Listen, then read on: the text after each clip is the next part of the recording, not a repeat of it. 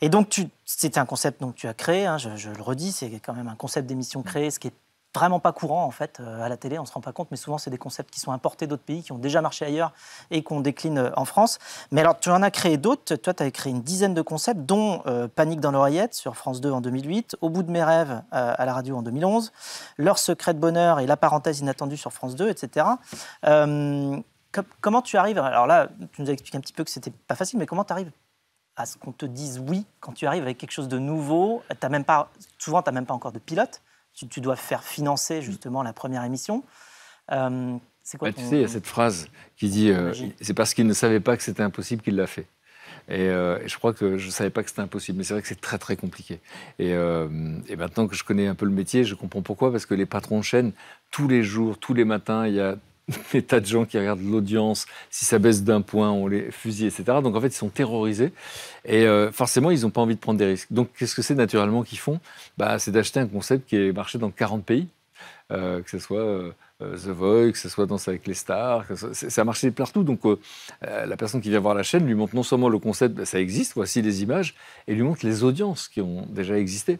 Et moi j'arrive, c'est dans ma tête. Donc il faut avoir quelqu'un en face qui est capable de l'imaginer. Mais souvent la peur qu'ils ont fait qu'ils ne l'imaginent pas. Donc j'ai vu beaucoup de gens, d'un coup dès que j'arrive, en plus à l'époque, je ne me rendais pas compte de ça, et je croyais que c'était malin de dire, voilà, tout a été, parce qu'on voit souvent des émissions qui reviennent, bon, tout a été créé en télévision, et je faisais sauf ça. Et je croyais que c'était un argument. En fait, c'était l'argument contraire. C'est que c'est une manière de dire, leur faisait peur. Ouais, ça leur faisait peur. Si ça n'a pas été créé, c'est qu'on ne sait pas si ça va marcher. On ne sait pas si ça va marcher. Et voilà. Et j'entendais à l'époque de Panique dans l'oreillette, ça a été pendant 7 ans. On me disait, alors j'expliquais le concept, je parle à une star, et puis ses proches me parlent dans l'oreillette, me donnent une autre version de l'histoire. Et pendant 7 ans, on me disait, mais non, parce que finalement, qu'est-ce qu'ils vont dire les amis? Oui, elle est très généreuse.